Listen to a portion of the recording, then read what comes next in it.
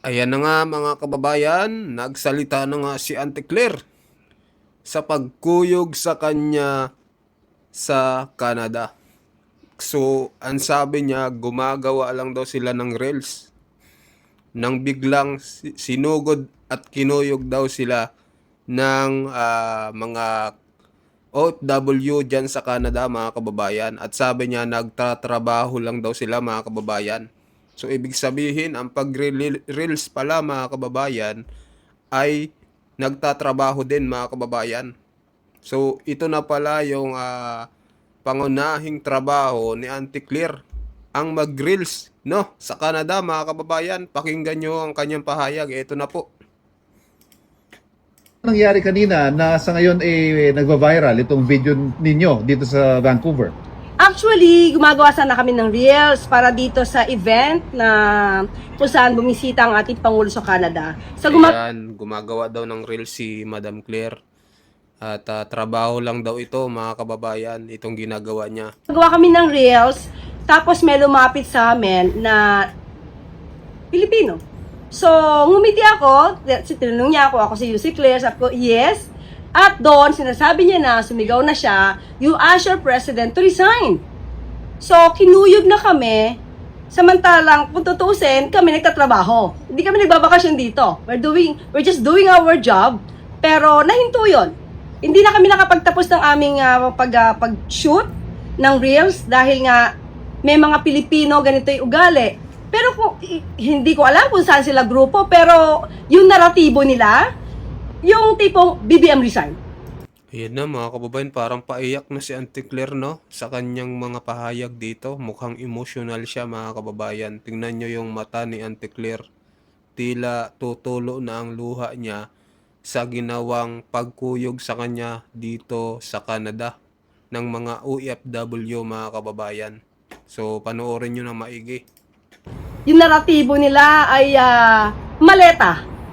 Yung naratibo nila magnanakaw. So, at sinabihan ako na pangit. Sabi at sinungaling. So, nung sinabi nilang pangit daw ako, May kulang pa Auntie Claire, minura-mura ka pa po ng mga OFW dyan sa Canada. Hindi nyo ho nabanggit. feeling ko sila yung sinungaling.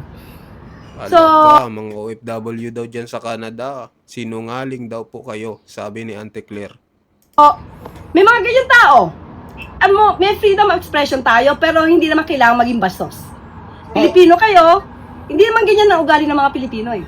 Hindi daw maging bastos mga kababayan. Pero siya pag humaharap sa press con ay grabe kong makapaglait sa mga supporters ni dating Pangulong Rodrigo Duterte. At grabe rin siya makalait kay VP Sara Duterte.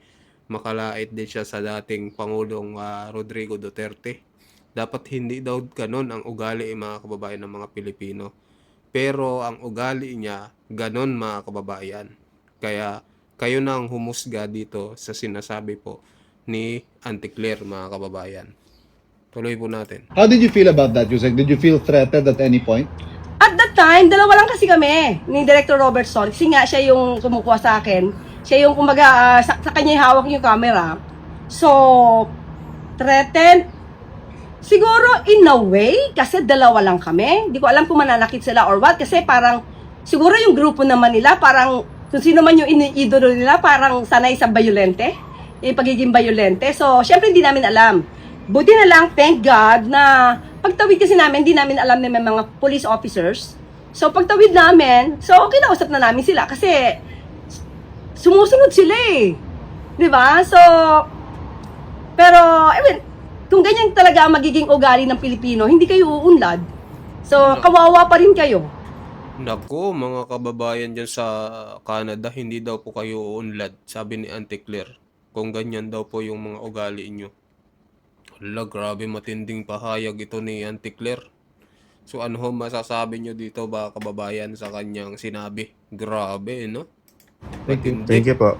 Ano ho yung nangyari Ayan po mga kababayan, kahit dito sa comment section ay binatikos po itong si Auntie Claire mga kababayan. Basahin natin yung mga comment dito. Ayan, sabi ni Charlie Main Amor, okay lang yan basta nakapunta ng Canada. Ayan. Sabi ni Gerald Adlawan, back maantay reels on sila Anticlear. Ayan. Hidenyo, sobrang deserve. Ayan. Kulang na lang duraan ka sa mukha. Sayang alak ka. Anticlear, duraan daw sa mukha. Sabi ni Gidinyo. Matindi tong pahayag niya. Talagang galit na galit kay Anticlear mga kababayan. At gustong duraan pa sa mukha. Ayan. Sabi pa dito ni Odessa Amparo, nagtatrabaho daw sila ng nagsushoot ng reels. May pa-teaser na yan next week sa impeachment ni BP. Hahaha, pinaghahandaan. O nga no, baka ang reels na ginawa ay patungkol kay BP Sara mga kababayan. Edgar Buenavente, labas na ang ugat sa liig dahil sa galit. Ha ha ha. Ayan mga kababayan.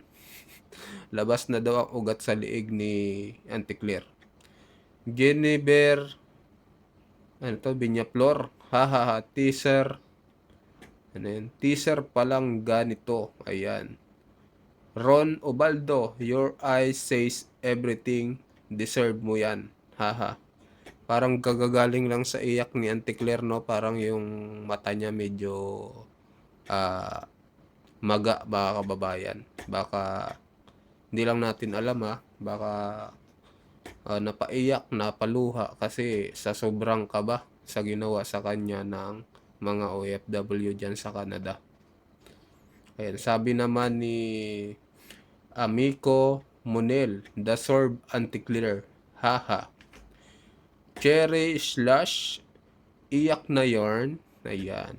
Jeffrey Bernal Sabanes, part ba ng work mo paggawa ng reels? Ayan mga kababayan, no? Ni-real talk si Anticlear.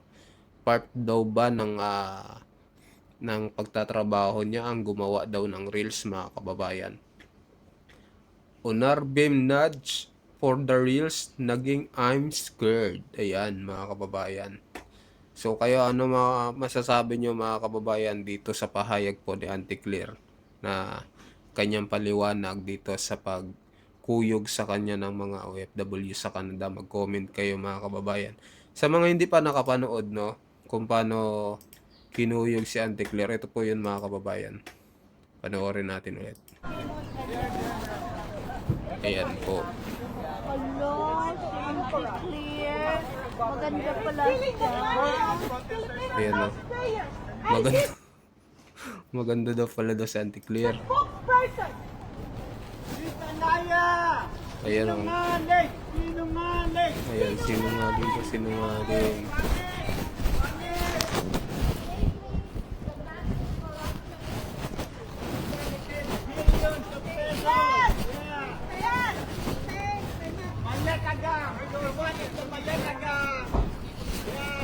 Malitagang daw.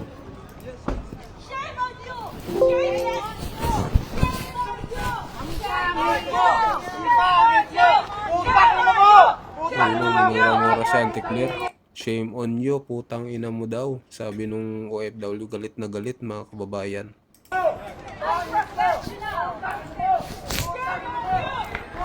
Grabe, ang lutong nun mga kababayan. Parang kakaluto lang na ano no, lechon na pag kinain mo ang balat, nagka-crack. Ganun kalutong mga kababayan yung sinabi kay Anticlear.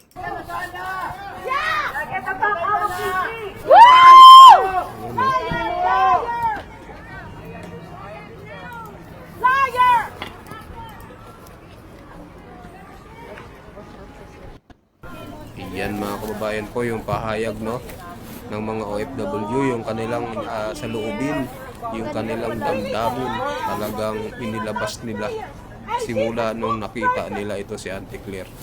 Ganun sila kagalit no sa gobyerno dito sa Pilipinas dahil nga sa pagsasalita nito ni Anticlear sa press con palagi ng kung ano-anong mga bagay at tira din kay BP Sara Duterte. Ito na ho yung ganti, tila kinarma si Anticlear mga kababayan. Ginantihan siya ng mga OFW dito sa Canada at pinagmumura mga kababayan at kinuyog pa. napalapit nga siya sa mga pulis sa Canada, no? Kasi kinakabahan na siya. Talagang natakot na, mga kababayan, dito sa ginawa sa kanya ng mga OFW. So mag-comment kayo, mga kababayan, kung ano masasabi nyo dito sa pagkuyog kay Auntie Claire dito sa Canada at dito sa pahayag niya, no, sa kanyang interview dito ng Newswatch Plus Philippines. So ulitin natin, mga kababayan, para mapanood nyo yung iba. Kanina, sa ngayon nagva-viral itong video ninyo dito sa Vancouver. Actually, gumagawa sana kami ng reels para dito sa event na kung saan bumisita ang ating Pangulo sa Canada. So gumagawa kami ng reels, tapos may lumapit sa amin na Pilipino. So, ngumiti ako, tinanong niya ako si UC Claire, sabi ko, yes. At doon, sinasabi niya na, sumigaw na siya, you ask your president to resign. So, kinuyog na kami, samantalang, kung tutuusin, kami nagtatrabaho. Hindi kami nagbabakasyon dito. We're just doing our job. Ayan. Pero, Hindi daw sila nagbabakasyon dyan, pero nagre-rel sila, mga kababayan. hinto yun. Hindi na kami nakapagtapos ng aming pag-shoot ng reels dahil nga may mga Pilipino ganito yung ugali. Pero hindi ko alam kung saan sila grupo, pero yung naratibo nila, yung tipong BBM resign. Yung naratibo nila ay maleta. Yung naratibo nila magnanakaw. Parang ang salita ni Auntie Claire, no, parang same sila ni Leni Robredo, no, pag nagpapaliwanag, mga kababayan. Ganun na ganun, no. So napansin ko lang, kayo magsalita kayo, mga kababayan, mag-comment kayo kung napansin nyo rin ba. Parang same sila ng ng way na pag nagpapaliwanag, no. Si Leni Robredo at si Auntie Claire, same na same. So, at sinabihan ako na pangit. Sabi at sinungaling. So, nung sinabi nilang pangit daw ako, feeling ko sila yung sinungaling. So, may mga ganyan tao. May freedom of expression tayo, pero hindi naman kailangan maging bastos. Pilipino kayo, hindi naman ganyan ang ugali ng mga Pilipino eh. How did you feel about that, Yusek? Did you feel threatened at any point? At that time, dalawa lang kasi kami ni Director Robert Sol. Kasi nga siya yung kumukuha sa akin. Siya yung kumbaga, sa kanya hawak yung camera. So, threatened. Siguro in a way, kasi dalawa lang kami. Hindi ko alam kung mananakit sila or what. Kasi parang, siguro yung grupo naman nila, parang kung sino man yung iniidolo nila, parang sanay sa violente. Yung pagiging violente. So, syempre hindi namin alam. Buti na lang, thank God, na pagtawid kasi namin, hindi namin alam na may mga police officers. So, pagtawid namin, so, kinausap na namin sila kasi sumusunod sila eh. Diba? So, pero, I mean, kung ganyan talaga ang magiging ugali ng Pilipino, hindi kayo uunlad. So, kawawa pa rin kayo. Thank you. Thank you po. Ano ho Yan, yung mga nangyari? kababayan, no, mag-comment po kayo ano masasabi nyo dito sa paliwanag po ni Auntie Claire. At hanggang dito na lang po, at sa mga bagong pasok dyan, huwag nyo pong kalimutan mag-subscribe po sa ating YouTube channel. Maraming salamat po sa inyong lahat.